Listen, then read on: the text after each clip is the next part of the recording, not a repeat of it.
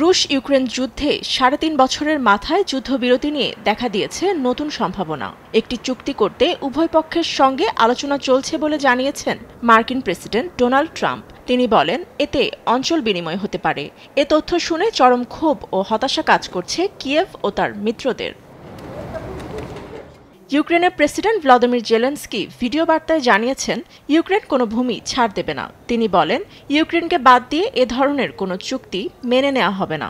রাশিয়ার president Putin দাবি করেন, লুহান্স্ক, জোপোরিঝিয়া ও খেরসন সহ 4টি অঞ্চল এবং 2014 সালে দখলকৃত ক্রিমিয়া উপদ্বীপ রাশিয়ার অংশ, যদিও এসব অঞ্চল পুরো রাশিয়ার দখলে নেই। এমন বাস্তবতায় 15 আগস্ট আলস্কার ট্রাম্প পুতিন বৈঠক ঘিরে ইউক্রেনবাসী উদ্বিগ্ন। ইউক্রেনকে ট্রাম্প ও পুতিনের আলোচনায় থাকতে হবে, ইউরোপের সঙ্গেও থাকতে হবে। নির্দিষ্ট কিছু শর্তের মাধ্যমে আমরা শান্তি আশা করতে পারি।